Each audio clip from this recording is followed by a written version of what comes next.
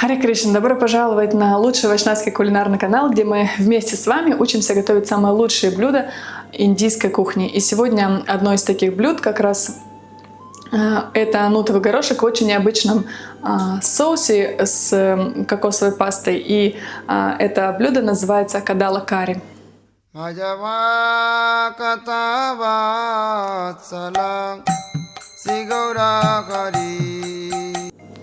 На самом деле это блюдо готовится из маленького коричневого нутового горошка, из этого следует и его название.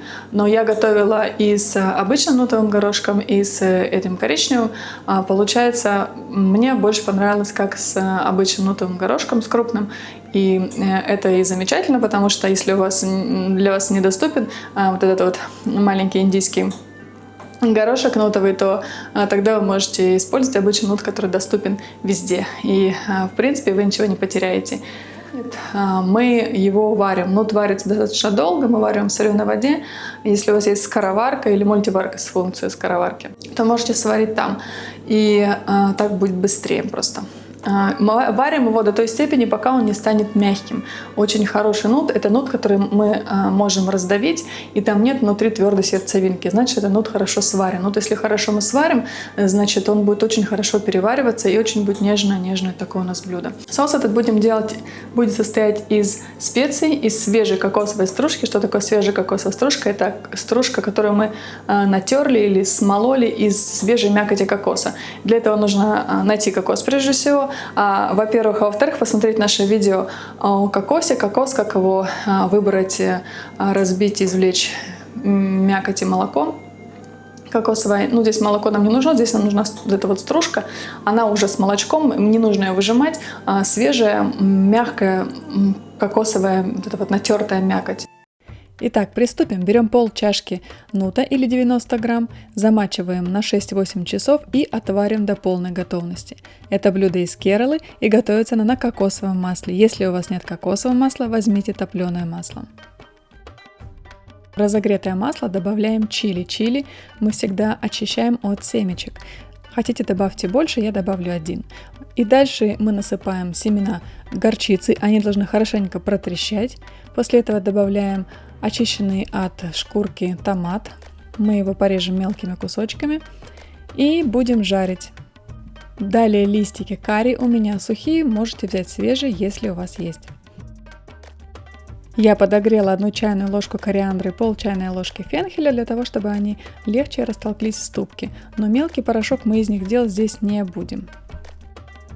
Просто измельчим для того, чтобы лучше они отдали свой аромат.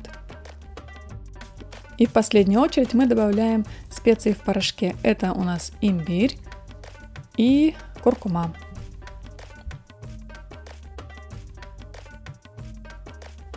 Помидоры можно немного раздавить, чтобы они дали сок и специи не горели. И в последнюю очередь мы добавляем гарам-масалу. Если у вас нет порошка гарам-масала, добавьте корицу, гвоздику и кардамон для похожего аромата.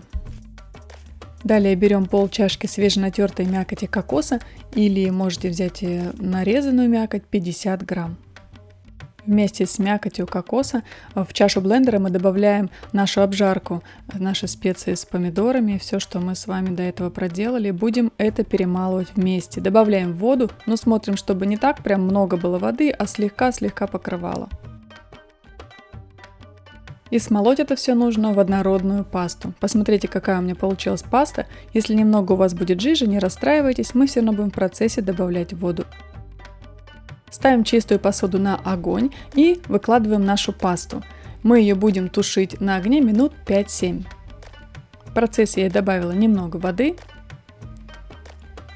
соли. И через пару минут добавляем нут. И если у вас жидкая получилась паста, то можно нут добавлять вместе с водичкой. Посмотрите, как он хорошо сварен, он полностью мягкий.